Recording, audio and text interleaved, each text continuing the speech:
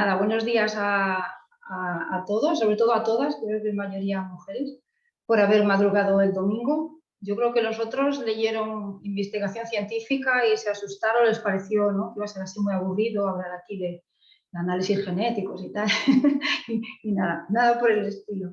Bueno, aclaro antes de nada que voy a dar esta charla pensando como que quizás alguno de vosotros es especialista o psicólogo así, pero yo voy a dar la charla como si todo el mundo empezara prácticamente de cero y nadie tiene muchos conocimientos de psicología, ¿vale? Yo voy a hablar muy de andar por casa para todos y además de manera muy sencillita, no tenemos mucho tiempo tampoco, que pasa volando una hora. Entonces, eso haré, ¿de acuerdo? Y espero, bueno, que al menos al final de esta charla os quede un poco los conceptos más importantes, un poquito claros.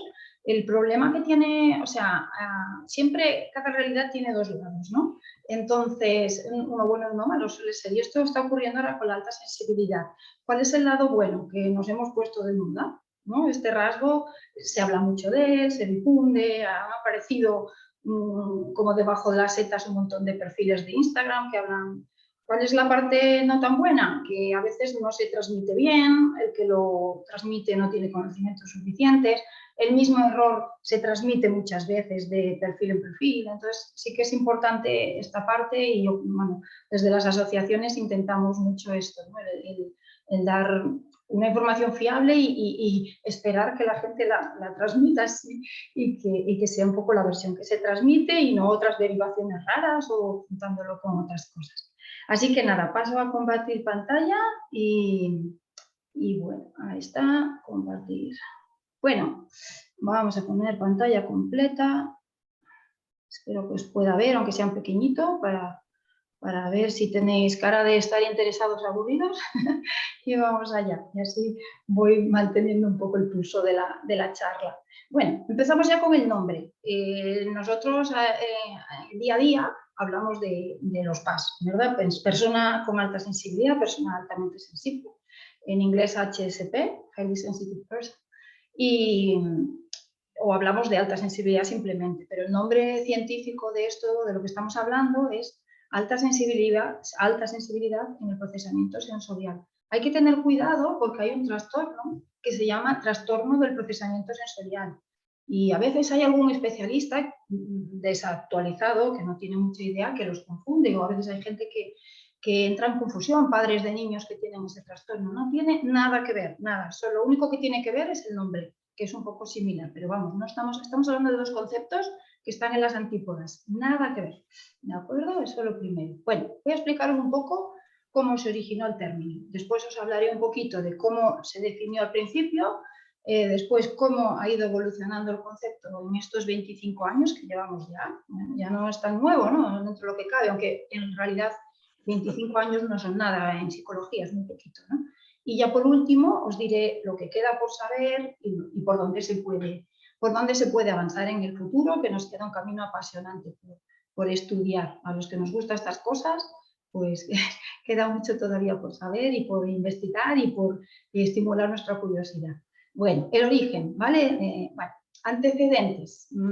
Bueno, probablemente la mayoría, porque si estuvisteis atentos ayer en la película de Lengaro, esto ya lo sabréis, este término surgió en los años 90, fue Ellen Aron. Ayer supongo que visteis en la película la conversación inicial que tiene con la psicóloga, con su propia psicóloga, porque ella era una psicóloga, se bloqueaba con frecuencia, no sé qué me pasa, pero qué problema tengo, será porque soy excesivamente introvertida, no sé, a ver, voy a investigar. Jung me suena, yo leo a Jung y hay cosas que me coinciden, pero otras no, ¿no? Pero no le cuadraba lo que hablaba. Sí que es verdad que en algún momento yo me he hablado de sensibilidad innata, pero eso no le cuadraba, ¿vale? Entonces, ella en el 97 define por primera vez lo que es la alta sensibilidad, pero antes, ¿vale? Había personas que habían tocado conceptos muy similares, no lo mismo exactamente, pero bastante similares. Por ejemplo, en los años 70, Cleitz, ¿vale?, habla de que hay una sensibilidad humana que está biológicamente anclada, o sea, le daba un origen biológico, no porque un trauma ni nada de esto, como se decía antes siempre en psicología, ¿no? Y él vio que había eso, personas que su sistema nervioso como que tenía un resorte más rápido, ¿vale? Dicen, ostras, ¿esto es qué les pasa? Que cuando hacemos pruebas en laboratorio enseguida reaccionan a las cosas, ¿no? Y otros no. Ostras, aquí hay una diferencia, ¿no? Dependiendo de cómo son de innato, ¿no? De manera innata. Y eso. Después también otro señor, Meravian, pues dijo que había personas que filtraban más cosas del entorno, ¿vale? Él notó que unos filtraban muchos más detalles con su sistema nervioso y captar información que otros. Bueno, pues otro concepto. Y después también había las teorías de la inhibición, que decían que había personas que actuaban de manera más impulsiva y personas que se lo pensaban más. Antes de actuar, se lo pensaban. Bueno, pues en realidad la alta sensibilidad tiene un poquito de todas estas teorías, como vamos a ver ahora, ¿no? Un poco, tiene un poquito de cada una, coge una pizquita de cada una. Pero no solo en personas. Cuando Lane Aron ya llevaba unos años, se lleva la sorpresa de que por el planeta adelante existen muchos equipos de investigación llegando a conclusiones súper similares en animales. O sea, y, ostras, estamos hablando de lo mismo, le llaman diferente, le llaman estilo de afrontamiento, le llaman reactividad, le llaman flexibilidad, plasticidad, o le llaman animales inhibidos, animales tímidos. Pero al final todos estaban hablando de lo mismo, de una minoría de la especie, ¿vale? Que reaccionaba de una manera diferente ante el entorno. Entonces, bueno, fue muy interesante para ellos, para el equipo de investigación, y se pusieron en contacto, ¿no? Hay unos estudios muy interesantes con primates en los años 60 que vieron que, bueno, monos rhesus, los pequeñitos, cuando los separaban, ¿no? Separados de su madre, había un porcentaje a los que eso los machacaba mucho más que al resto, ¿no? Y dijeron, ¿por qué estos sí y el resto lo llevan mejor? ¿No? ¿Qué les pasa a estos que si los separas de la madre les impacta más? Estos les afecta más, ¿no? Lo que les ocurre. Bueno, pues eran los monos PAS, clarísimamente, ¿no? Hoy ya se sabe, en aquel momento, bueno, se estaba un poco barajando. Vale. Y entonces aquí llega Elaine Aron. Supongo que ayer ya visteis que ella era una jovencita haciendo su tesis doctoral y lo que digo, como pasa en tantos psicólogos, esto pasa mucho con los psicólogos o cualquier otra cosa, ¿no? ¿Cuánta gente ha llegado a ser premio Nobel de medicina descubriendo una enfermedad infecciosa porque lo tenía su hija, ¿no? La enfermedad infecciosa o una enfermedad minoritaria. Eso pasa mucho, que alguien está intentando resolver una duda personal, un problema personal y a partir de ahí llega, bueno, soluciones interesantes que son buenas para toda la humanidad, ¿no? Pues esto es un poco lo de Linga, ¿no? Dice, ¿qué me pasa? ¿Qué me pasa? Que a veces me saturo, no, esto no es timidez, esto no es introversión. Bueno, pues ahí va y haciendo entrevistas en su campus, encuentra, ¿no? Establece una escala y encuentra dos tipos de personas. Personas que bueno, respondían a una serie de características que ahora veremos, que eran el 15 o 20%, eran hombres y mujeres, no había diferencia. Y entonces, ¿qué ventaja tuvo Elaine Aron? Que aquí está su marido Arthur, ¿no? Ella era una jovencita empezando, pero Arthur Aron era ya un investigador de muchísimo renombre. Si a alguien le interesa el tema de la pareja, Arthur Aron tiene de los mejores estudios que hay sobre cómo una pareja puede durar en el amor, qué preguntas le puedes hacer a una persona si quieres ligar con ella y traértela a tu bolsillo, cosas de estas, ¿no? Tiene estudios y muy bien fundamentados. Entonces, bueno, ahí ya los dos, Arthur le empezó a ayudar y entre los dos elaboraron una teoría, un marco teórico y ya con estudios, vamos, con publicaciones académicas y ya empezó a ser el matrimonio. Por eso a mí me gusta siempre hablar de Arthur y Elaine Aron y no tanto de Elaine solo, porque en realidad el papel de él es muy importante para darle un poquito de rango académico a esto, ¿no? Bueno, ¿cómo lo definieron ellos en ese momento? Bueno, establecieron, muy importante, establecieron una escala de alta sensibilidad. Esta escala la que tenéis en la web de la PASE ahora mismo. ¿Vale? Había una versión como más simple para la gente de a pie y una más compleja para los especialistas.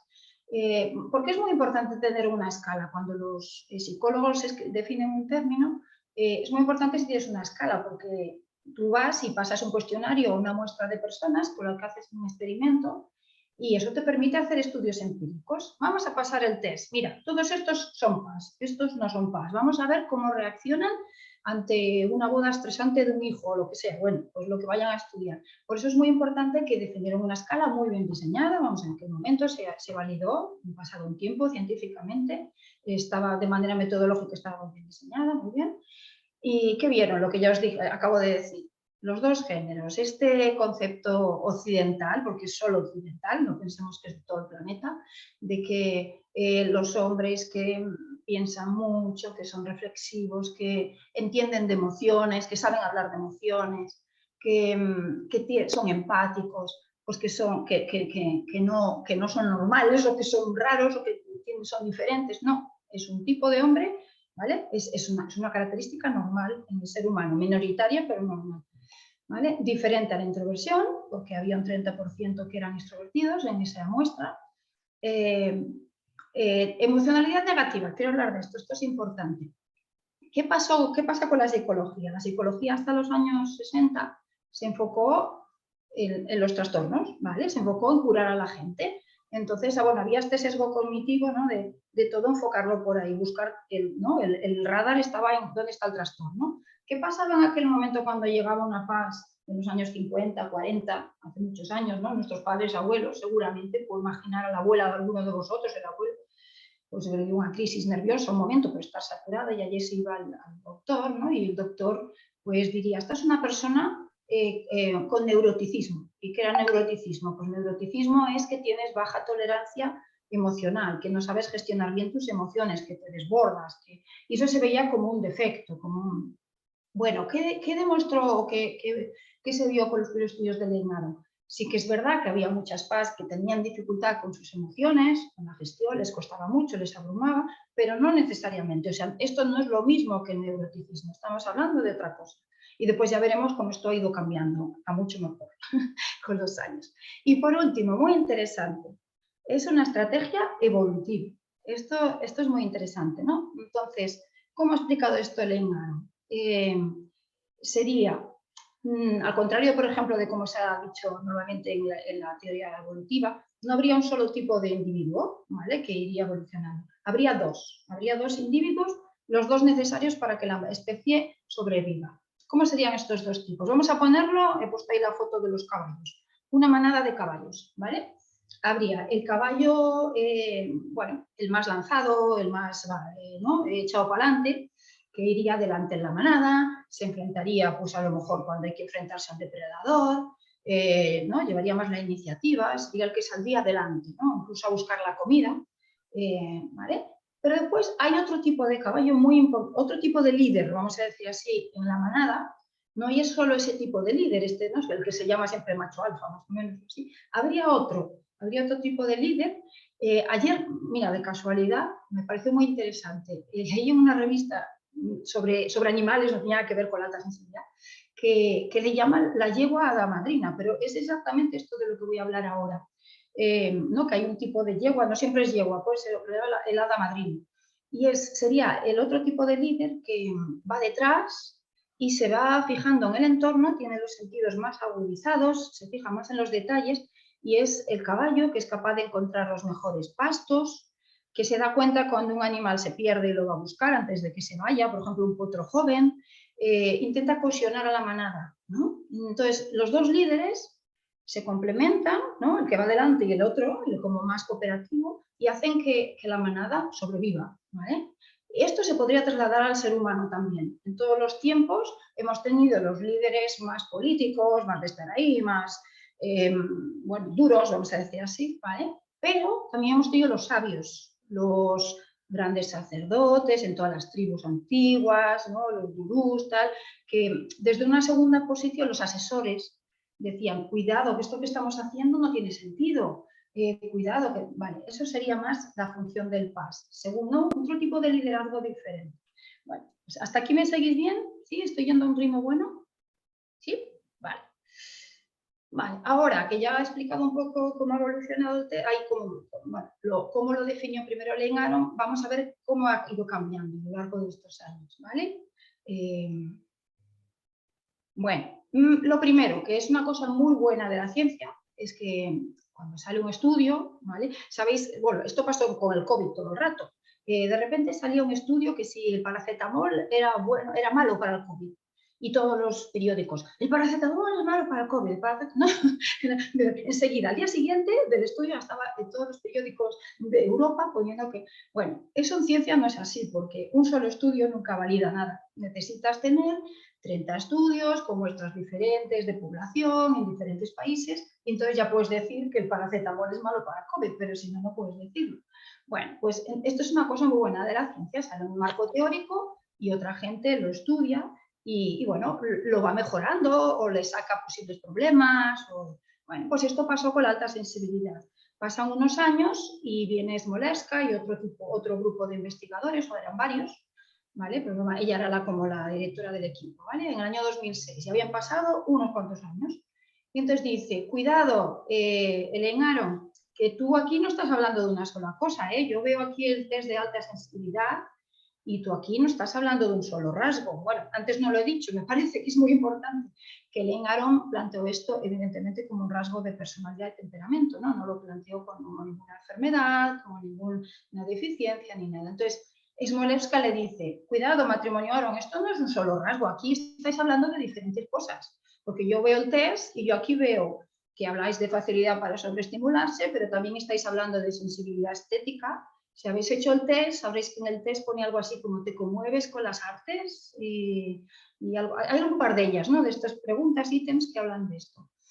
Y también, hombre, ahí tengo una errata, un umbral sensitivo bajo, ¿no? Que en el fondo es lo mismo casi cuando hablamos de facilidad para sobreestimulación y el umbral sensible bajo, sensitivo, estamos hablando de lo mismo, ¿no?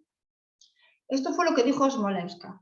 Pasa un año y otro grupo de investigación dice, pues nosotros vemos dos aspectos, no vemos tres. Nosotros vemos que este test define dos aspectos, dos rasgos, dos características. Una reacción muy alta a los estímulos del entorno y un procesamiento muy profundo del cerebro, ¿vale? Pero no vemos que son dos. Entonces, desde este momento, ya no estamos hablando de un rasgo, estamos hablando de lo que se llama en psicología un constructo. ¿Y qué es un constructo? Suena fatal, ya sé, es una palabra muy fea, suena casi como un insulto, no sé. ¿Qué es un constructo? Serían varias características que siempre van juntas, ¿no? Por ejemplo, os voy a poner un ejemplo de un constructo en psicología, la inteligencia. Tú cuando hablas de inteligencia no hablas de una sola característica, hablas de varias, ¿no? Capacidad para resolver problemas complejos, rapidez de pensamiento, bla, bla, no. El ser inteligente engloba varias cosas. No engloba, bueno, pues esto es igual, el ser altamente sensible no engloba una sola cosa, engloba al menos estas dos o tres o cuatro, porque ¿qué pasa? Unos años después viene el matrimonio Aron y dice, pues mirad, ni dos ni tres, son cuatro. ¡Hala, venga, no es una, ni dos ni tres! En realidad estamos hablando de cuatro. Y ahí es cuando el matrimonio Aron introduce estas siglas, los que sabéis inglés, bueno, los estadounidenses son muy, y los británicos también, en inglés son muy dados a las siglas, les gustan mucho los acrónimos, los acrónimos mnemotécnicos para que te acuerdes de cómo se dice algo, así. Entonces estableció estas siglas que hablarían de cuatro aspectos. La D es la profundidad de procesamiento, ahora hablaremos de cada uno, ¿vale? La O, la sobreestimulación, en inglés, claro, por eso no coinciden las siglas.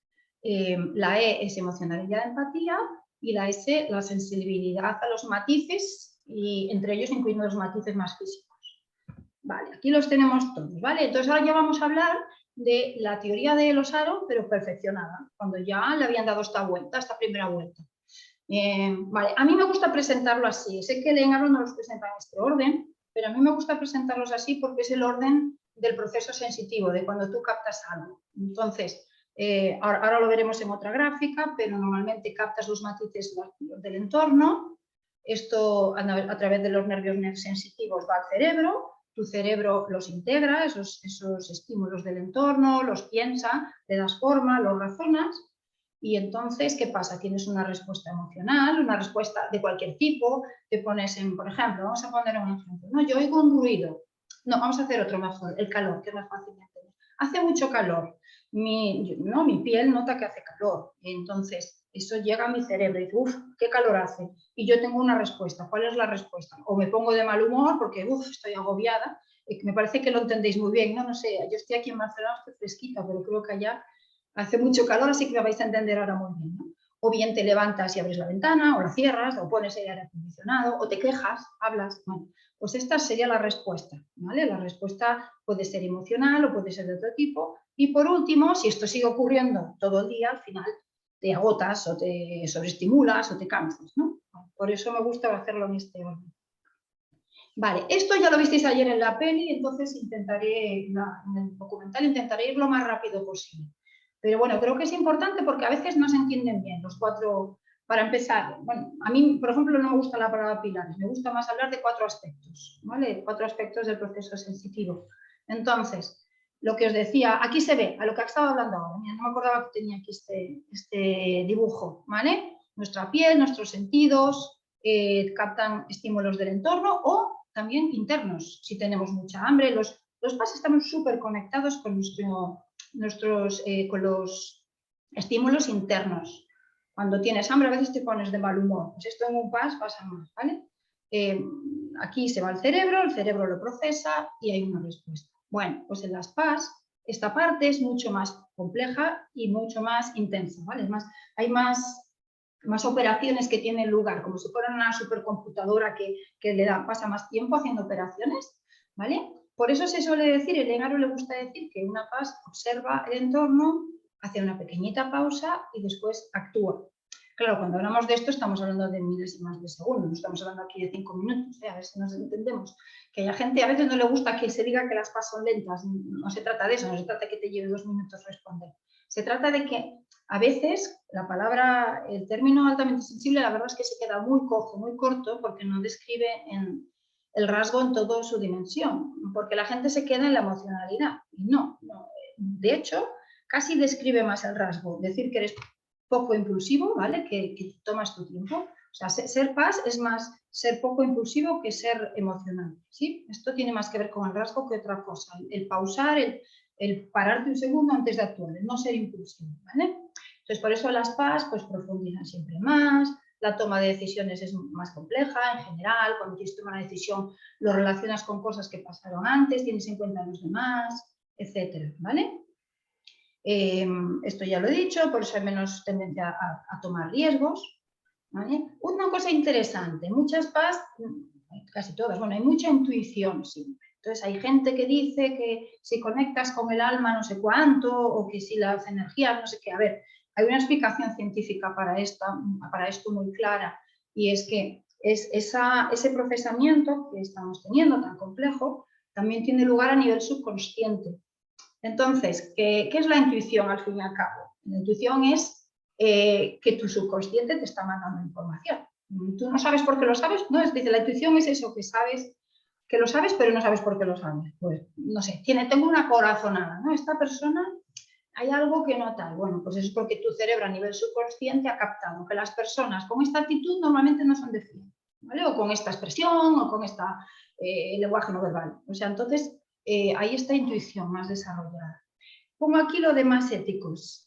Bueno, tiene sentido que si tú procesas mucho, las vueltas a las cosas, tienes en cuenta las implicaciones de las cosas, a lo mejor tengas más conciencia ética, ¿no? Es muy típico, los PAS, ¿no? Y las injusticias, etcétera.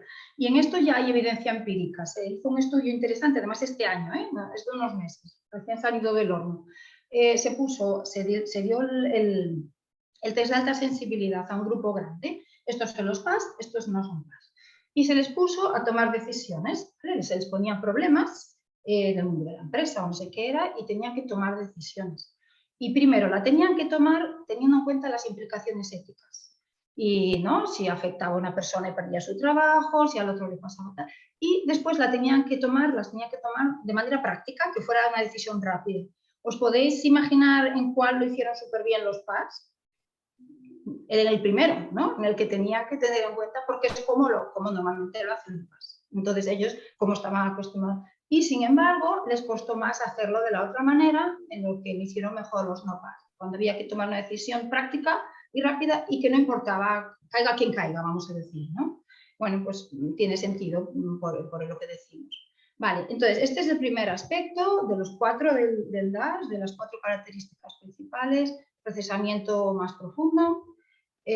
sensibilidad a los estímulos sutiles. Mira, aquí los he puesto en el orden diferente.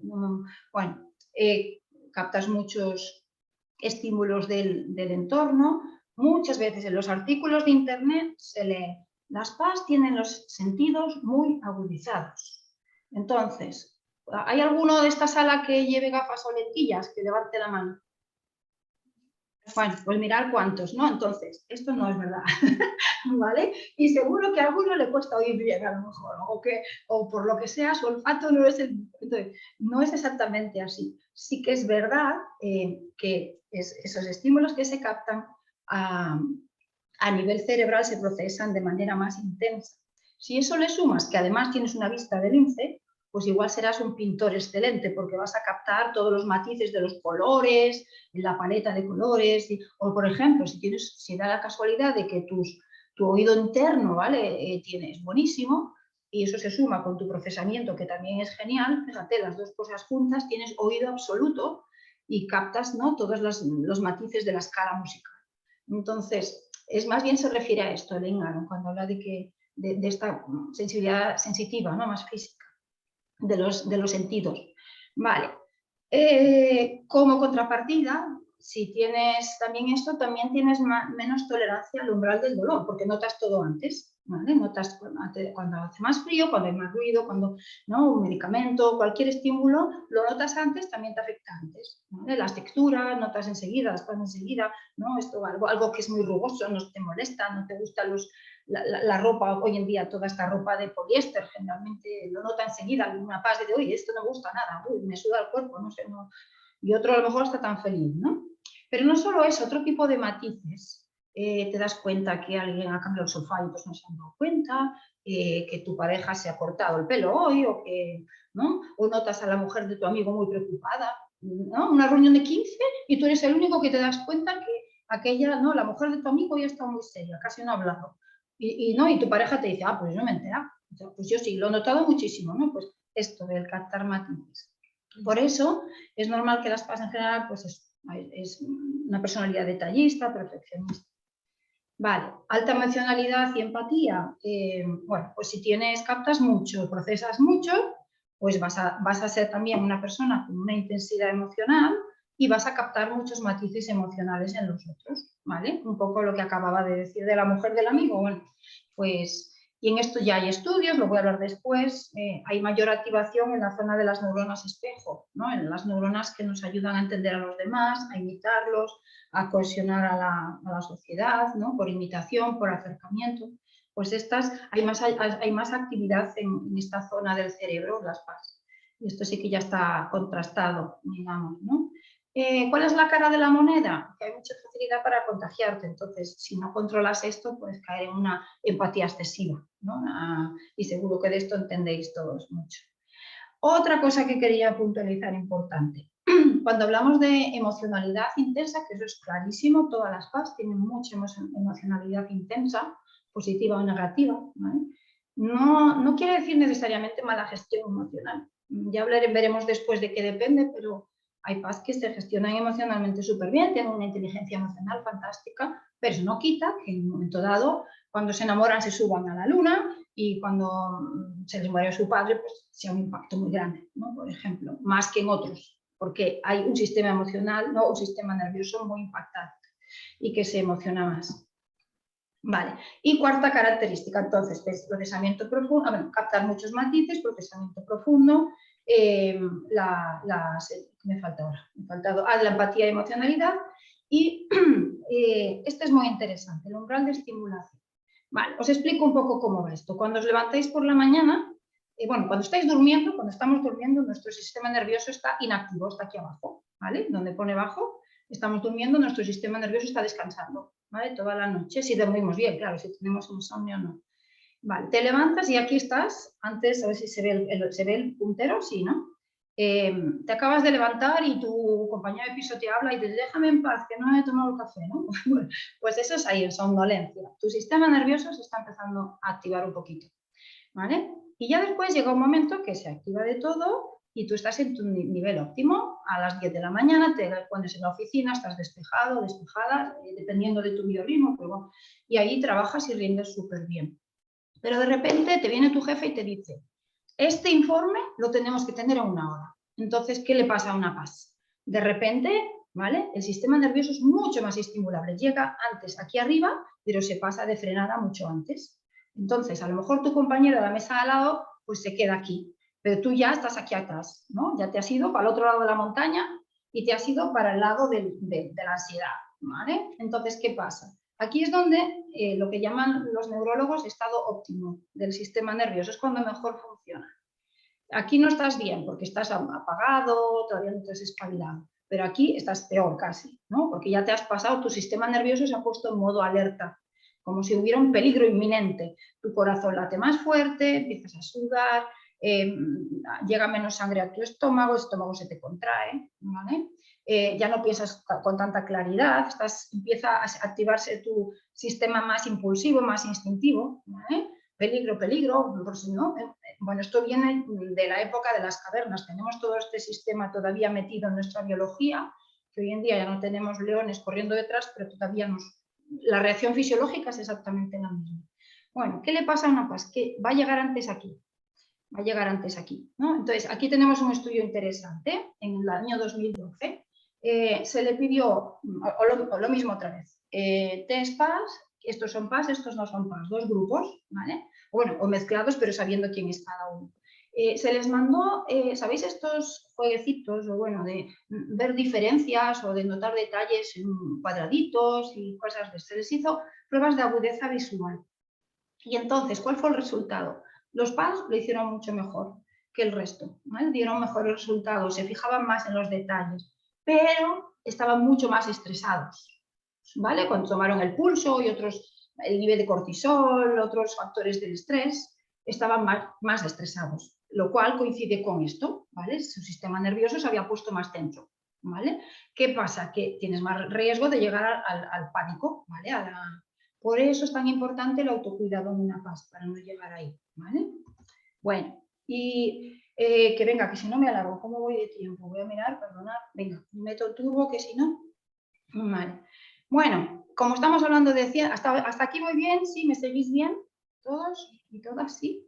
Bueno, como decía, la ciencia lo bonito es que nunca es un solo equipo, es un trabajo en grupo. Entonces, ya poco después de Lengaron y de Arthur Aron salieron estas 2 teorías relacionadas.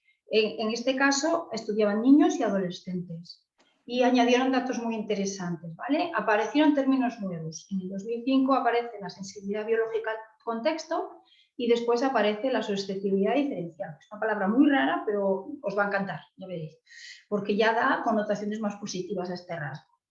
Vale, entonces, a consecuencia de esto, Michael Plues, a quien le tenemos que agradecer muchísimo, Michael Plues sale en el documental de ayer, era un chico jovencito de gafitas con cara nórdica, creo que es holandés, de hecho. Pues Michael Plues en el año 2005 dijo, bueno, en realidad la teoría de Lengaron, la teoría nuestra y la otra teoría, la de Boyce y Ellis, están todas relacionadas. ¿Y de qué estamos hablando? De la alta sensibilidad al entorno, ¿vale? Entonces, hoy en día ya hay como un campo de estudio, estamos hablando de la sensibilidad al entorno, de seres humanos o animales que son más reactivos a lo que pasa a su alrededor, a todos los niveles, ¿vale? Su sistema nervioso reacciona antes, capta más información, les influye más, un poco todo, hablando de maneras diferentes, ¿vale? ¿Qué es lo que aportaron ellos? Bueno, estos dos están muy relacionados los 2 estudios. Primero vinieron Boyce y Ellis y se dieron cuenta de una cosa. Había niños a los que una infancia mala les pasaba mucha más factura que a otros, ¿vale? Esto lo vio precisamente Boyce porque tuvo una infancia muy desestructurada, un padre alcohólico y su hermana quedó marcadísima y él no. Entonces dijo, ¿qué ha pasado aquí? ¿Por qué mi hermana quedó, no sé, no le ha pasado, no ha podido tener una buena vida después? Y entonces, ¿qué se dieron cuenta? Que ya de salida había niños que eran más sensibles que otros, ya de origen, ¿no? Ya había una sensibilidad innata ahí, ¿no? Como, vale. ¿Y qué fue lo bueno de Plues, de Belsky, de Plues? Aparece el término de susceptibilidad diferencial o sensibilidad ventajosa. ¿Qué quiere decir esto? no solo los niños PAS que tuvieron mala infancia o malas circunstancias o les pasa más factura, lo tienen, pero también hay el otro lado de la moneda. Si hay un niño PAS, una niña PAS, bien acompañado, por eso he puesto esta foto aquí en la diapositiva anterior, aquí, ¿no? Un niño PAS con un papá o una mamá amorosos que lo respetan su manera de ser, lo estimulan, lo acompañan bien o la acompañan bien y tal, pues este niño lo que descubrieron fue que le va a ir mejor en la vida, va a tener unas cualidades que otros no tienen y va a ser este otro tipo de líder del que hablábamos antes, va a tener muchas papeletas para triunfar en la vida y despuntar de manera positiva, ¿no? Eso fue lo que vieron. ¿Cómo hizo esto Plues? Se fueron a un campamento con 600 niños, analizaron, les dieron el test de accesibilidad y analizaron sus infancias y sus entornos. Y les llamó mucho la atención eso. Dice, estos tienen familias desestructuradas, pues están pasándolo mal, les está costando mucho esta adolescencia. Pero, ostras, estos que son los que hemos visto más maduros, más, bueno, eso, chicos muy bien hechos, muy profundos, que maduros, que tienen buena gestión, que son, bueno, que arrastran a los demás, que los entienden bien, son chicos, son PAS también, lo que pasa es que han sido bien acompañados, lo cual tiene sentido, si reaccionas más al entorno, es normal que lo que vives en casa de la infancia te afecte más para bien o para mal, ¿vale? De las dos maneras.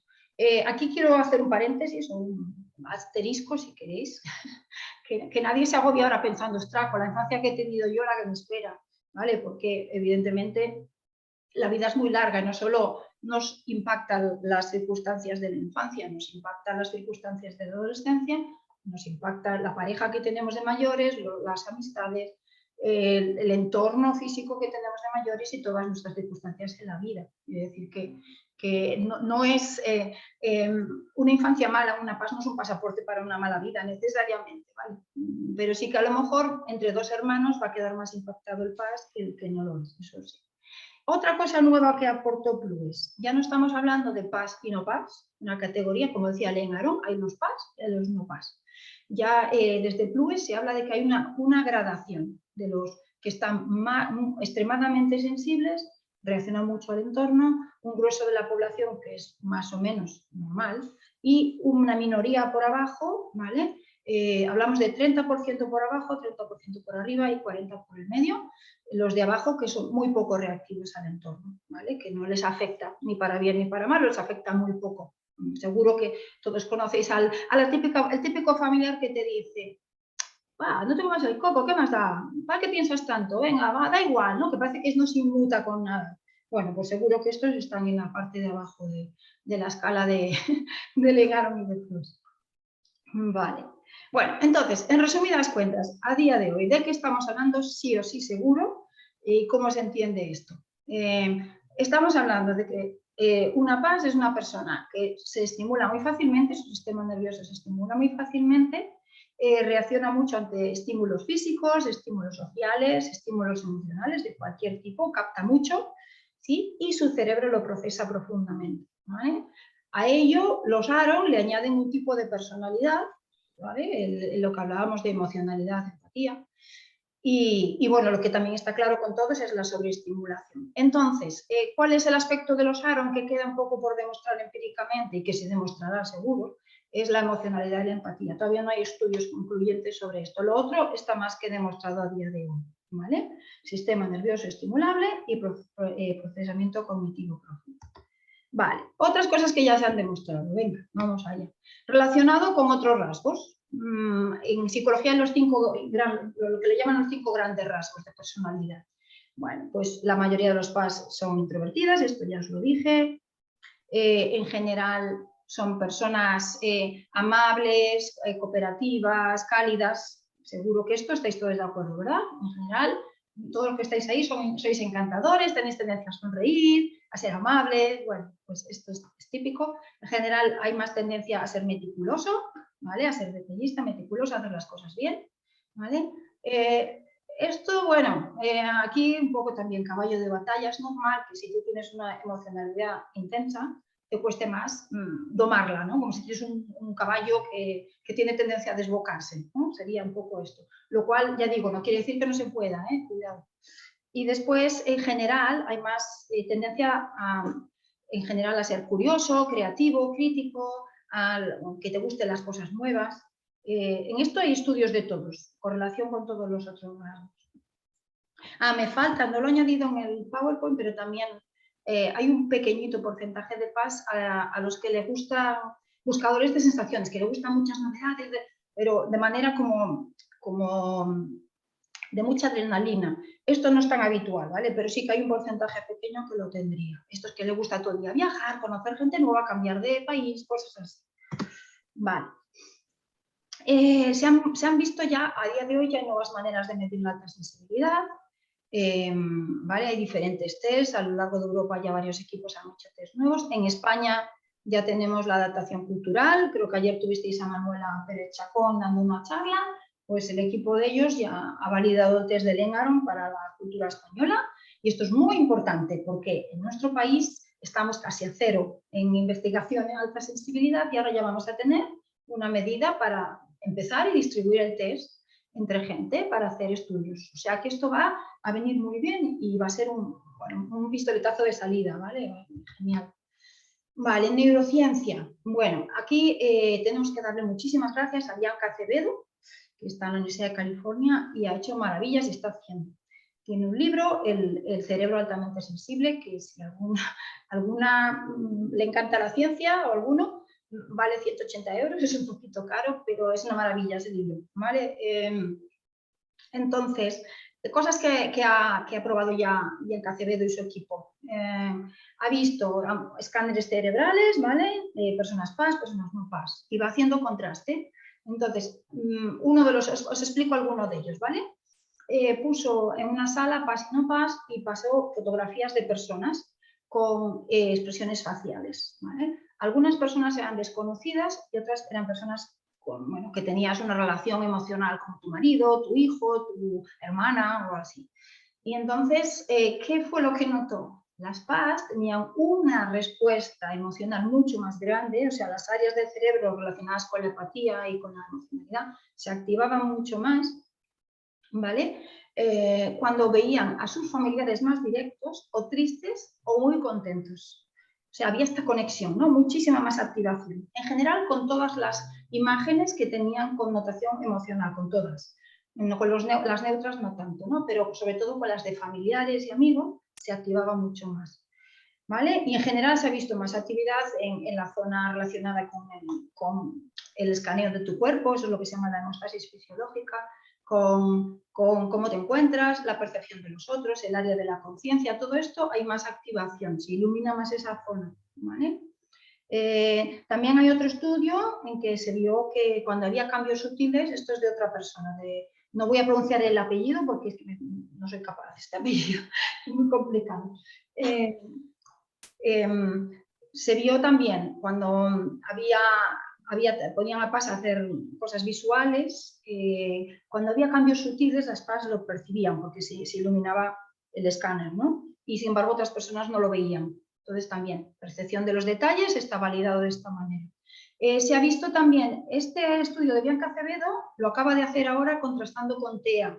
Y entonces ha visto que las personas con TEA tienen menos activación que la media para estas cosas que comentaba aquí y una PAS tiene más activación que la media, ¿vale? Bueno, genética. Ya se han identificado 3 marcadores genéticos relacionados con la alta sensibilidad, pero bueno, la genética es muy compleja, entonces probablemente sean más, no sean solo 3. Hoy en día lo que se tiende a decir, todavía no está confirmado 100%, es que es un rasgo genético, hereditario, pero modulado por las experiencias de la vida. O sea, también hay esta parte. Entonces, se cree que es más o menos al 50%. O sea, tú naces siendo PAS de serie y después la vida te llevará a que esa sensibilidad sea grande o se quede como latente o la uses a tu favor y te beneficie o al contrario la lleves como una losa. Bueno, pues eso ya vendría dado más por las circunstancias, pero la base genética está ahí, está clarísima.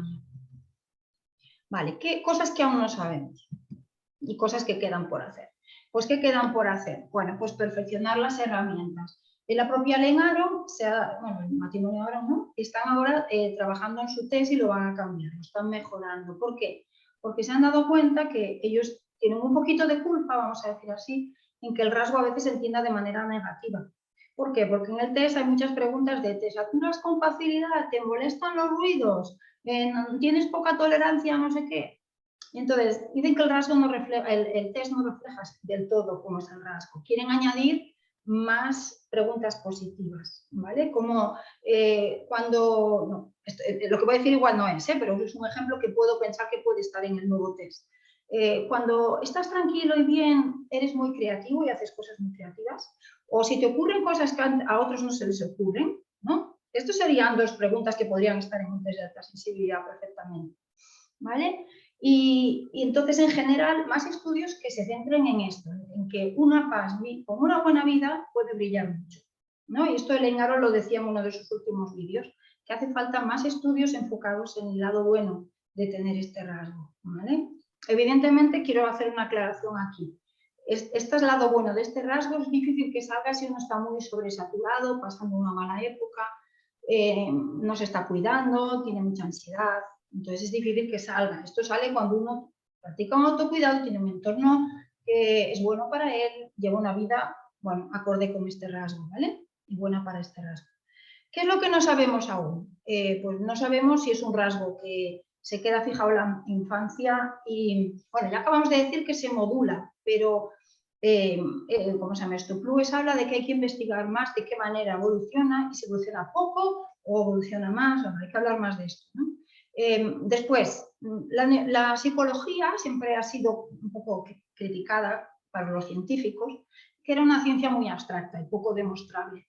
Entonces, es fantástico, fantástico, estamos en otra era, que ahora tenemos la neurociencia, tenemos la fisiología y tenemos la genética. Y con esto podemos apoyar muchas teorías de la psicología. Entonces, hay que hacer mucho más sobre la neurociencia, escáneres cerebrales probando cosas, la fisiología, por ejemplo, qué hormonas del estrés si se activan más en las PAS que en otros, cosas de estas, ¿vale? Y sobre la genética. O sea, toda la parte biológica aún se puede investigar muchísimo, muchísimo. Otras cosas que se pueden, que todavía hay hipótesis, ¿no? A veces estos 4 conceptos, se han relacionado con la alta sensibilidad. A día de hoy no hay estudios concluyentes. Hay hipótesis, ¿vale? De la relación con el TDAH, de la relación con el Asperger muy leve, ¿vale? No con el Asperger como trastorno, porque hay personas que tienen Asperger muy leve, que tienen una vida funcional, y a veces se identifican como PAS. Son dos conceptos totalmente diferentes, pero aún no hay estudios que lo hayan demostrado. Bueno, Bianca Acevedo es el primer pasito, ¿vale? Que acabo de decir. Relación con las altas capacidades. Yo después, que no sé, creo que no va a haber tiempo para preguntas, si nos explicaba un poco la diferencia que había, que se cree que hay entre estos conceptos, que son muy diferentes, pero sobre todo TDAH y TEA. Y después también fibromialgia, enfermedades autoinmunes. Yo no sé si tengo tiempo para desarrollar esto un pelín, en 2 minutos. Clara o Karina. Sí, Teresa, sí. Vale, perfecto. Bueno, aquí entonces, yo aquí ya no voy a estar hablando de cosas que están demostradas, ¿eh? Estoy hablando de hipótesis, de lo que se cree, pero aquí ya no tenemos todavía, no está como confirmado, vamos a decir, ¿vale? Bueno, TDAH. ¿Por qué a veces se confunde un niño con TDAH en un aula o así con un PAS? Bueno, porque a veces los niños con TDAH les cuesta mucho concentrarse y un niño PAS, cuando está bloqueado, está en un entorno nuevo, está muy nervioso, se le ha muerto su abuelito la semana pasada, no se concentra tampoco, ¿vale? ¿Por qué también? Porque a veces los niños con TDA sin H, ¿vale? Con déficit de atención, tienen mucha tendencia a irse a la luna de Valencia, que se suele decir, están pensando sus pensamientos y se dispersan, ¿vale? Y un niño PAS también es muy introspectivo y tiene tendencia a hilar pensamientos, a irse a otra cosa. Pero hay mucha diferencia, porque un niño con TDAH tiene dificultades en muchos aspectos, en funciones ejecutivas, a veces incluso coordinación motora, en control de impulsos, que no tienen un niño con un PAS, un niño con alta sensibilidad, una niña, ¿vale? Y después, una niña o un niño con alta sensibilidad, cuando está bien, descansado, no está agotado, no está subestimulado, se concentra sin ningún problema, ¿vale? Entonces, eso ya clarísimamente hay una diferencia ahí. Lo que pasa que me consta que ahora mismo en España se está haciendo alguna tesis contrastando el TDAH y la alta sensibilidad, que seguro yo estoy deseando que salga, porque bueno, tengo mucha curiosidad por este tema, ¿no? Entonces, y seguro que se están haciendo en otros países también. El TEA, el Asperger leve, que decía, ¿por qué a veces se confunde? Pues por lo mismo o similar. Un niño, vamos a poner el mismo ejemplo, un niño llega al aula, es nuevo en un cole y la maestra o el maestro ve que está en una esquina, casi no habla con nadie, está allí callado, no dice nada, casi no responde, le pregunta y no responde, y de repente, además, hay mucho ruido en la clase y se tapa los oídos. Entonces dice, TEA, Asperger fijo porque no tiene habilidades sociales y mira, molesta los ruidos, ¿no? Esto ocurre en los niños con Asperger a veces.